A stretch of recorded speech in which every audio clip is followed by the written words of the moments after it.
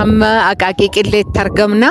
Hojii hojjetame ilaaluuf mee Injiinar Abdiisaan immoo haala irra jiru nuuf haa ibsu. Mana barumsaa kanarratti diizaayinii irraa kaasee kan piroojeektii fi aayidiyaan itti kaane mana barumsaa kana keessatti KG fi kan elementarii immoo hanga 8 qaba.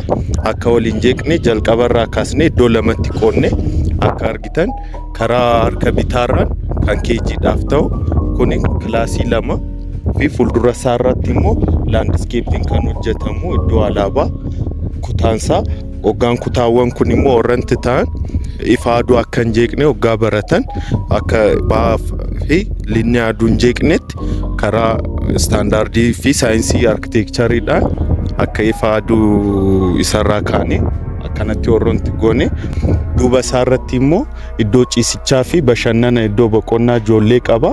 Fuuldura isaa irratti immoo iddoo taphannaa giriinii qaba. Hoggaa baratanii fi hoggaa boqotan akka waliin jeeqne iddoo taphannaa immoo dabalataa fuuldura irraanis qaba.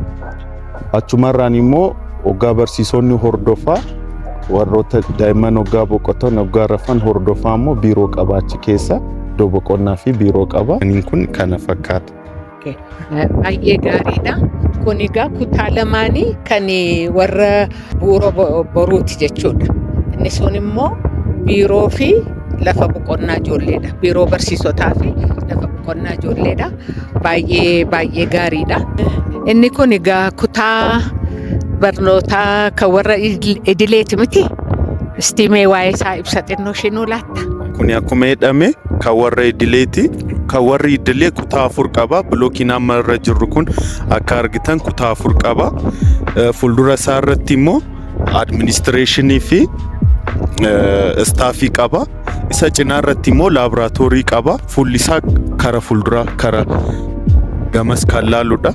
Kun immoo akka laallu immoo warra kutaa barnoota warra idileeti. Fuuldura irraan barandaa qaba. Warra iddoon amma irra jirru kun immoo kutaa isa tokkicha akka argitan haardikoorii irra geera. Amma immoo warri asirraan argitan immoo haardikooriidhaaf qophaa'anii amma haardikooriitti ce'aa kan jirrudha. Kun laaboraatoorii fi istaafii fi biiroo daayirektara administreeshin ruumii. Sirriidha. Haalli sanaan qoqqoonne amma biiroo asirraan akka jennetti barandaa qaba.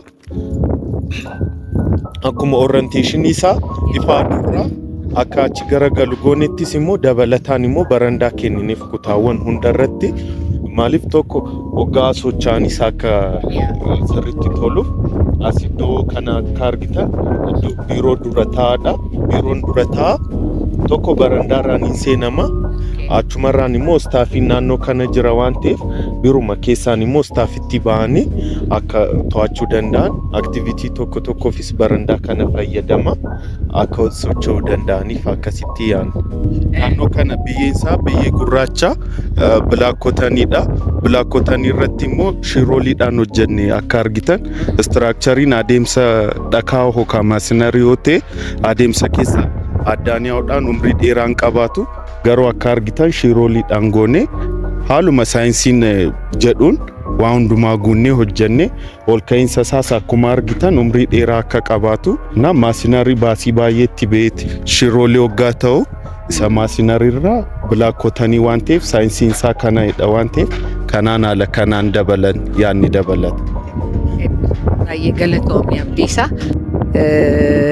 Baay'ee saffisaan ariifataan deemaa jira. Egaa yoo Waaqayyo jedhee Septeembariitti ijoolleen itti galu jennee abdanna.